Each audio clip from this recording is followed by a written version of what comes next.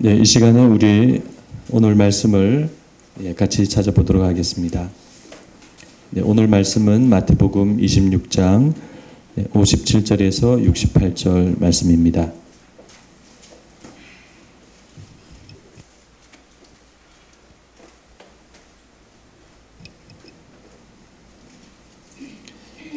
네, 제가 읽어드리도록 하겠습니다. 예수를 잡은 자들이 그를 끌고 대제사장 가야바에게로 가니 거기 서기관과 장로들이 모여 있더라.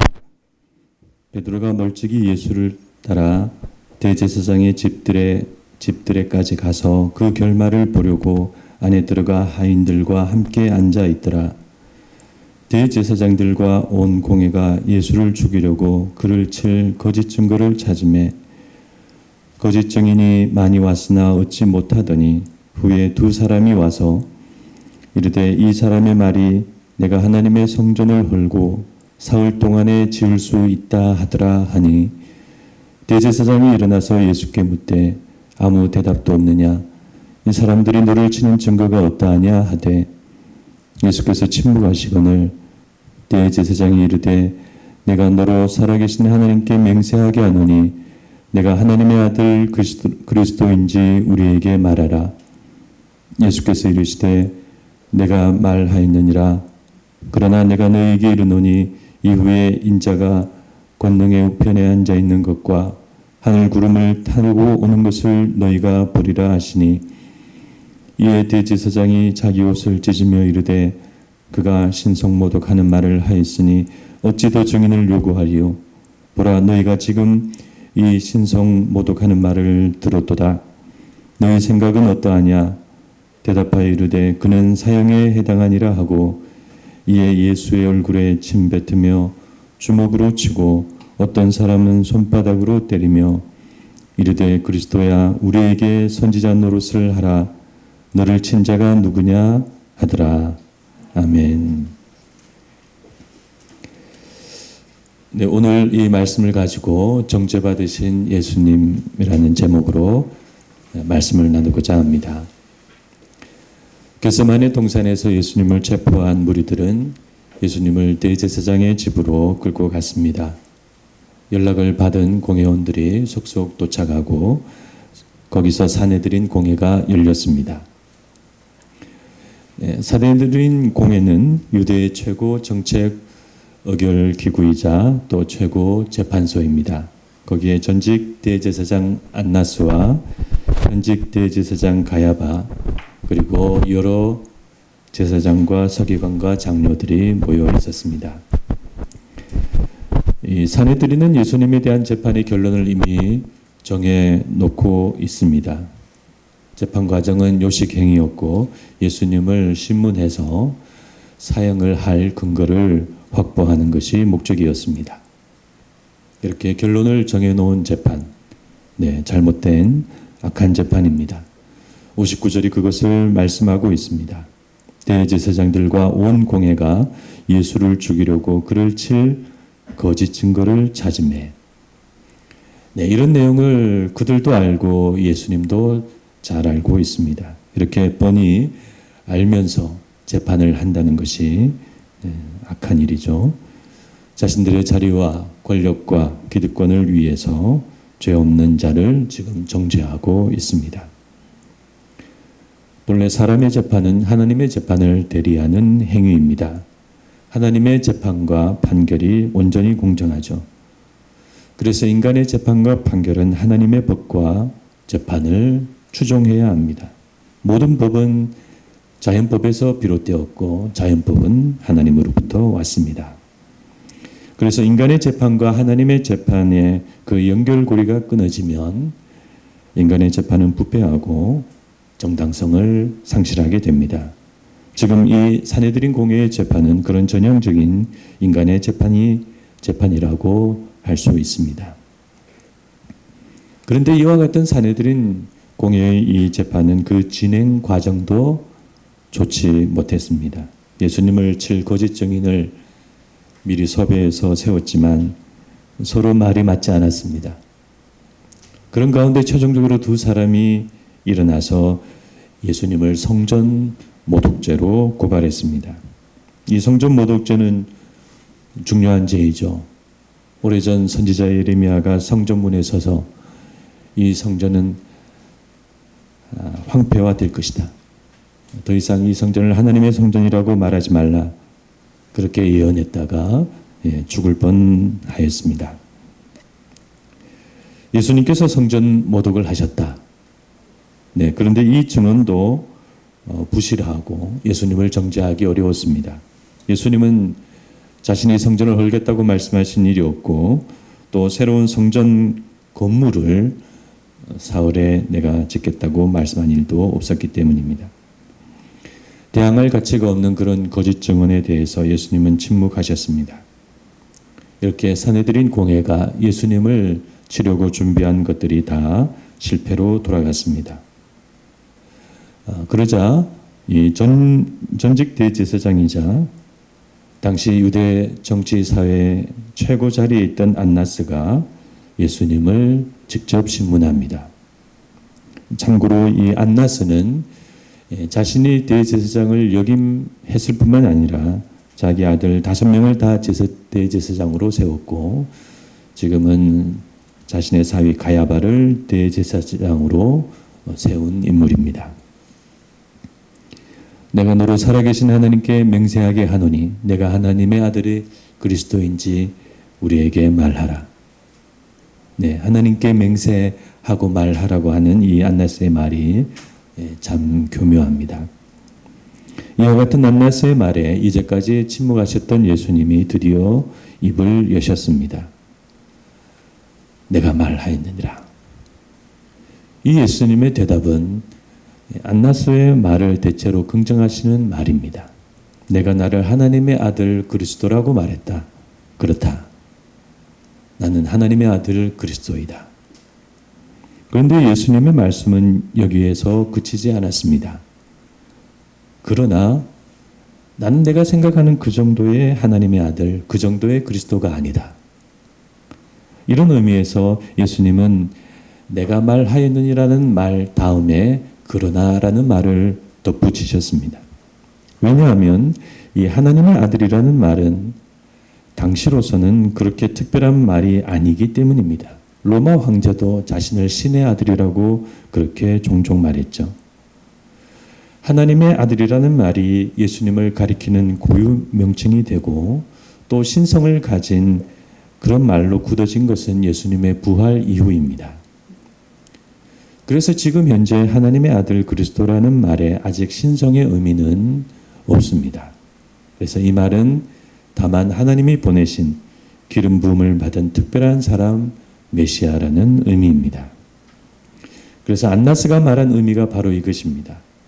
그런데 안나스는 예수님께서 이 정도 사실이라도 인정한다면 그것을 거짓으로 몰아서 하나님과 성전을 모독하고 회방한 죄로 처형하려고 했습니다. 그런데 놀랍게도 예수님께서 거기에서 더 이상의 말씀을 하셨습니다. 내가 말하였느니라. 그러나 이 말은 그래서 내가 나에 대해서 대체로 맞는 말을 하였지만 그러나 나는 그 이상이다 라는 말씀입니다. 그리고 예수님 2가지 내용을 더 말씀하셨습니다. 이후에 인자가 권능의 우편에 앉아 있는 것과 하늘 구름을 타고 오는 것을 너희가 보리라. 인자가 권능의 우편, 즉 하나님의 우편에 앉아 있다는 말씀은 시편 110편을 가리키는 말씀입니다. 그리고 인자가 하늘 구름을 타고 오리라는 말씀은 다니엘서 7장을 가리키는 말씀입니다. 여호와께서 내 주에게 말씀하시기를 내가 내 원수들로 내 발판이 되게 하기까지 너는 내 오른쪽에 앉아 있으라 하셨도다. 내가 또 밤 환상 중에 보니 인자 같은 이가 하늘 구름을 타고 와서 옛적부터 항상 계신 이에게 나아가 그 앞으로 인도되매 그에게 권세와 영광과 나라를 주고 그의 권세는 영원한 권세요 그의 나라는 멸망하지 아니할 것이니라. 이 2개의 말씀은 구약의 특별한 말씀으로 신성을 가진 하나님의 아들을 말씀하고 있습니다. 그런데 예수님은 지금 바로 이 말씀이 자신을 향해 하신 말씀이라고 지금 말씀하고 계십니다. 당연히 이 구약 말씀의 의미를 안나스도 알고 있었습니다. 그러므로 안나스는 자신이 원했던 신성모독의 결정적인 증거를 마침내 예수님의 입에서 얻게 되었습니다. 그는 기다렸다는 듯이 자기 옷을 찢고 이렇게 말합니다. 그가 신성모독하는 말을 하였으니 어찌 더 증인을 요구하리요. 이렇게 해서 예수님은 산헤드린 공회에서 신성모독죄로 사형이 선고되었습니다. 산헤드린의 이 비열한 악한 재판은 신성모독죄를 확정한 후에도 이어졌습니다. 그들은 돌아가면서 예수님의 얼굴에 침을 뱉고 예수님의 얼굴을 가리고 구타하고 그리고 구타한 후에 누가 그렇게 했는지 맞추라고 조롱하였습니다. 그런데 이와 같은 참담함 속에서도 예수님은 계속 침묵하셨습니다. 그런데 당시 산헤드린은 사형을 집행할 권한이 없었습니다. 로마의 지배를 받고 있었기 때문이죠. 그래서 그들은 아침 일찍 빌라도 총독에게 가서 예수의 처형을 요구하였습니다. 그러나 로마 사람인 빌라도가 신성모독죄로 사형을 허락할 가능성은 없었습니다. 그래서 그들은 빌라도에게는 예수가 반역죄를 지었다고 그렇게 고발합니다. 그리고 결정적으로 이런 말을 합니다. 무릇 자기를 왕이라 하는 자는 가이사를 반역하는 자입니다. 그런 자를 놓아주면 당신은 가이사의 충신이 아닙니다. 그래서 주저하던 빌라도는 결국 이 말을 듣고 예수를 십자가에 못 박도록 허락합니다. 이렇게 해서 예수님은 이 산헤드린과 또 빌라도의 법정을 통해서 신성모독죄로 정죄를 받고 반역죄로 처형이 확정이 되었습니다. 예수님은 신성모독하신 것도 없고 또 로마에 일부러 반역하신 것도 없지만 예수님은 자신의 진술에 의해서 그리고 이와 같은 인간의 악한 재판에 의해서 십자가를 지시게 되었습니다. 기독교를 함부로 말하는 사람 중에는 역사적인 실제 예수님 범법자로 비하하는 사람들이 있습니다. 그들은 말하기를 역사적인 실제 예수는 설익은 혁명가로서 당시의 사회에 무리를 일으키다가 결국 유대와 로마 당국의 재판을 받고 한낱 범죄자로서 하루아침에 처형된 인물이다. 그렇게 말합니다. 예수는 한마디로 유대와 로마의 사법 당국에 의해서 공식적으로 정죄된 범죄자라는 것입니다. 그들 주장에 근거는 없습니다. 그들은 성경의 진술을 믿지 않고 그저 자신들 생각대로 역사를 재구성하고 싶어 합니다. 저는 이렇게 예수님에 대해 함부로 말하는 사람은 그때 거기 산헤드린에서 예수님을 정죄하고 함부로 대한 사람들과 같다고 생각합니다. 오늘 우리는 이와 같은 말씀에서 어떤 내용에 집중해야 할까요? 산헤드린의 악한 재판, 또 그런 재판의 중심에 있는 안나스, 또 예수님의 두려움 없는 자기 선언, 그리고 이어지는 예수님의 침묵. 우리는 오늘 말씀에서 어떤 부분에 집중해 보아야 할까요? 저는 오늘 우리가 이 산헤드린의 악한 재판에 한번 집중해 보기를 원합니다. 인간의 악한 재판. 이것은 역사의 오랜 현실이기도 하고 오늘날에도 여전한 반복되는 현실이기도 합니다. 우리는 이런 현실이 벌어지는 어두운 세상 속에서 그리스도인으로서 어떻게 살아가야 할까요? 기독교는 기본적으로 하나님께서 세우신 권위에 복종할 의무가 있습니다. 그래서 바울은 로마서 13장에서 이렇게 말씀합니다. 각 사람은 위에 있는 권세들에게 복종하라. 권세는 하나님으로부터 나지 않음이 없나니. 그 사람이 대통령이나 시장이나 재판장이라면 우리는 그 사람이 좋든 싫든 존중하고 복종해야 합니다. 또한 그것은 신앙을 떠나서 한 사람의 시민으로서 우리의 의무이기도 합니다. 그러나 그 말씀은 그 존중과 복종을 무조건적으로 무분별하게 하라는 그런 의미는 아닙니다. 우리는 한 사람의 시민으로서 또 한 사람의 그리스도인으로서 먼저 분별해야 합니다. 우리가 그렇게 해야 하는 이유는 그것이 상식적으로 당연한 일이기도 하고 또 성경적으로도 그것이 합당하기 때문입니다. 위에 있는 권세에 복종하라는 사도 바울의 말씀은 한 가지 중요한 배경을 가지고 있습니다. 그때 아직 로마 제국은 정상적인 건전한 국가였다는 사실입니다. 그러나 이후 로마 제국은 급속히 부패하고 황제 숭배를 노골적으로 시행하고 교회를 박해하였습니다. 그러자 다른 말씀이 나왔습니다. 바로 요한계시록 말씀입니다. 요한계시록 말씀은 그런 사탄적인 국가와 악의 체제에 저항하고 싸우고 때론 인내하고 때론 저항해라. 그렇게 말씀하고 있습니다. 그래서 일제강점기 시절의 일제는 한국교회가 그와 같은 요한계시록을 설교하는 것을 금지한 일도 있습니다. 그러므로 위에 있는 권세에 복종하라는 이 말씀은 항구적인 말씀은 아닙니다. 우리는 위에 있는 권세를 존중하고 복종해야 하지만 그 권세가 악하고 잘못될 때에는 분별하고 올바른 목소리를 내고 그래서 인내하고 또 때로는 저항해야 합니다. 이런 점에서 우리 교회와 믿는 사람들은 불가피하게 세상 현실과 정치 현실과 또 위에 있는 권세와 사람들에 대해서 분별해야 합니다. 그냥 우리는 예수만 믿으면 돼. 예수만 잘 믿고 내 할 일 하고. 그런데 우리가 지금 그렇게 살아갈 수 있는 그런 세상은 아닌 것 같습니다.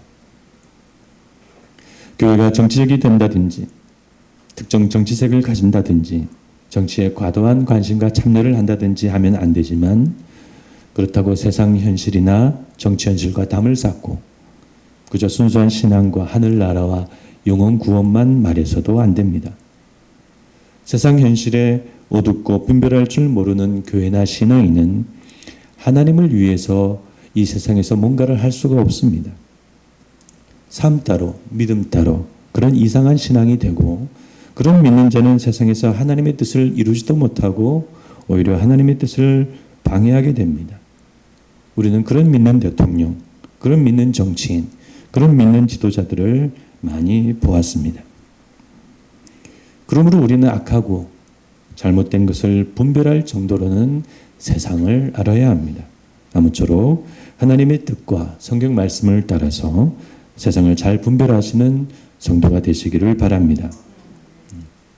그러므로 우리는 오늘 말씀에서 첫 번째로 이렇게 이 재판이 잘못된 재판이라고 우리가 분별해야 합니다. 그리고 나아가서 둘째로 예수님은 이 잘못된 재판 결과를 침묵과 인내 속에서 받아들이지 않으셨음을 알아야 합니다. 예수님께서 신성모독이라고 말한 안나스와 공회원들의 그 정죄를 받아들이셨을까요? 빌라도가 마지못해 선고한 국가 반역죄라는 정죄도 예수님께서 받아들이셨을까요? 예수님은 그와 같은 세상 법정과 인간의 재판 결과를 조금도 받아들이지 않으셨습니다. 약한 세상 권력자들이 자신을 정죄하기 위해서 조잡하게 이리 뛰고 저리 뛰고 거짓 증인을 세우고 그렇게 하는 모습을 그저 침묵 속에 바라보셨습니다. 나아가 예수님은 그들에게 오히려 심판의 말씀을 하셨습니다. 그러나 내가 너에게 이르노니 이후에 인자가 권능의 우편에 앉아 있는 것과 하늘 구름을 타고 오는 것을 너희가 보리라. 이 예수님의 말씀은 AD 70년에 두렵게 실현되었습니다. 로마의 끝까지 저항하던 유대인들은 예루살렘의 첫 번째 성벽이 무너지고 두 번째 성벽도 무너지고 마침내 안토니우스 요새와 성전의 성벽도 무너지면서 하나님의 철저한 심판을 받았습니다. 로마는 성전을 믿고 끝까지 극렬하게 저항하던 유대인들을 학살하고 그런 종교적 믿음과 저항의 상징인 성전을 철저하게 회파했습니다. 그러므로 지금 예수님은 사내들인의 재판을 받으시는 것이 아니라 오히려 사내들인을 심판하고 계십니다. 이것은 예수님께서 하나님의 눈으로 영적인 관점으로 이 재판을 보시기 때문입니다.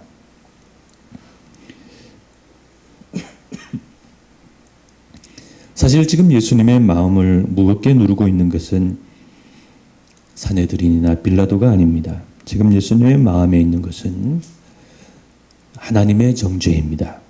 예수님은 지금 하나님의 정죄를 받고 온 세상 죄를 지고 십자가에 달려 돌아가셔야 합니다. 예수님은 그것이 두렵고 힘드셨습니다. 그래서 그렇게 겟세마네 동산에서 기도하신 것입니다. 그러므로 예수님은 지금 자기 앞에 자기를 정죄하고 있는 산헤드린과 빌라도에게 조금 더 위축되지 않으시고 오히려 그들을 심판하시고 하나님의 뚜렷한 시각으로 침묵하시며 모든 것을 보셨습니다. 그러므로 우리는 오늘 말씀에서 보여주고 계신 이와 같은 예수님의 모습을 우리가 생각해야 하는 것입니다. 인간의 악한 재판, 세상의 부당한 정죄, 이것은 오늘 우리의 현실입니다. 우리는 매일 그런 일을 경험하고 또 보고 듣습니다. 그러므로 우리는 인간의 재판과 세상의 정죄를 넘어서시는 예수님의 모습을 우리가 본받아야 합니다.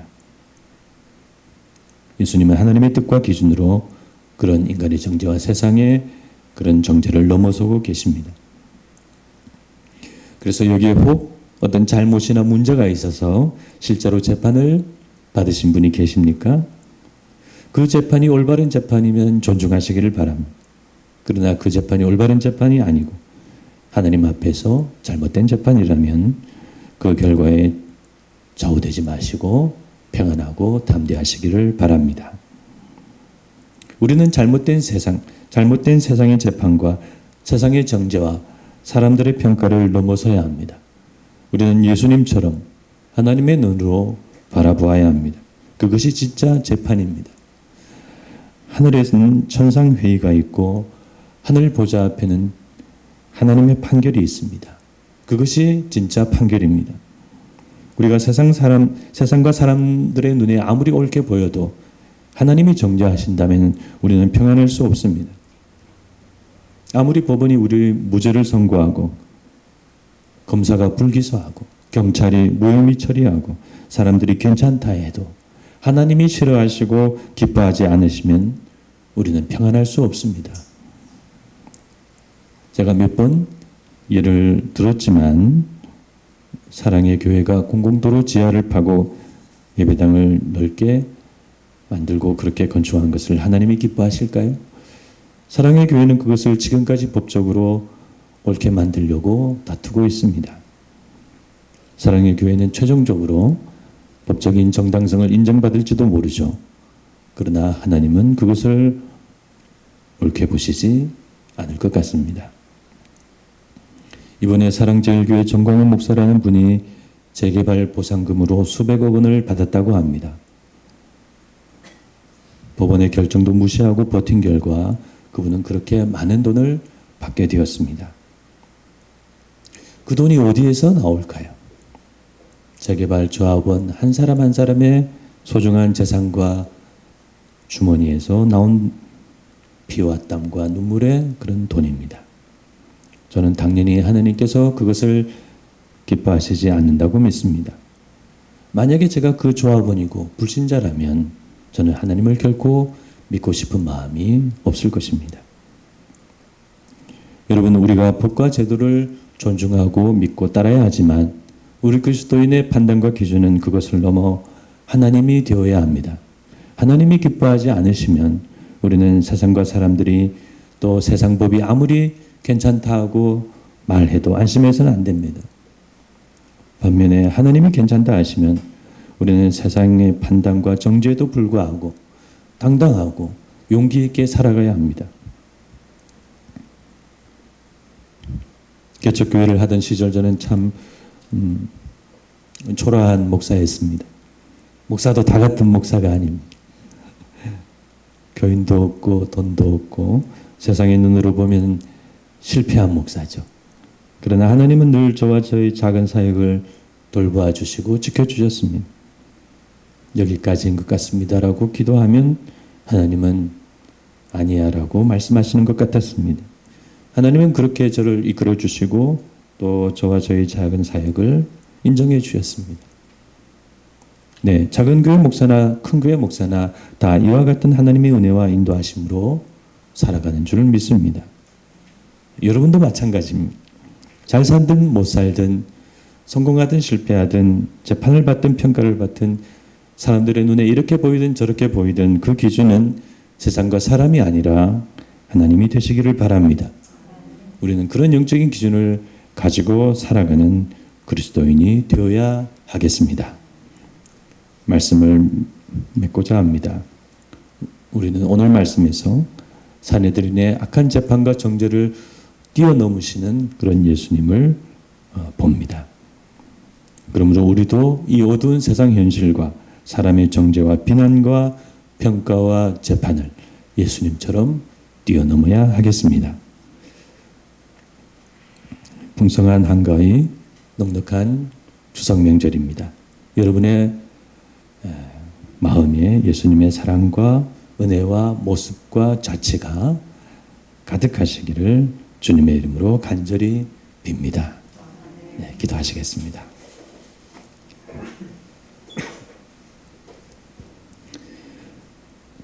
사랑이 많으신 하나님 아버지, 예수님을 죽이려고 재판을 꾸리고 정인을 세우고 그런 인간의 그런 잘못된 재판 앞에서 예수님은 침묵하시고 한마디 말씀만 하셨습니다. 자신을 하나님의 아들로, 신성을 가진 하나님의 아들로 말씀하고 계십니다. 하나님,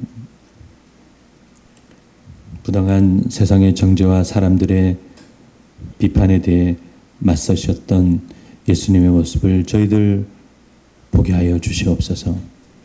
저희들도 이 어두운 세상 현실 속에서 세상의 정죄를 받고 인간의 재판을 받고 사람들의 평가를 받고 그렇게 많이 살아가고 있습니다. 우리의 기준이 세상과 사람들이 되지 않게 하여 주시옵시고 하나님이 되게 하여 주셔서 우리가 만약 올바르다면 믿음을 갖고 용기 있게 살아가는 사람이 되게 해주시고 세상에서는 괜찮아도 하나님 앞에 잘못되었다면 하나님을 두려워하고 하나님을 엎드리는 사람이 되게 하여 주시옵소서. 우리에게 주는 세상과 사람과 법과 제도가 아니라 하나님이 된 그런 영적으로 살아가는 저희들이 될 수 있도록 인도하여 주시옵소서. 지금은 우리 주 예수 그리스도의 크신 은혜와 하나님 아버지의 무한하신 사랑과 성령님의 감화 감동 교통하심이 하나님을 바라보고 하나님을 기준으로 삼고 살아가기를 원하는 여기 있는 모든 분들 머리 위에 지금부터 영원토록 함께 있을지어다. 아멘.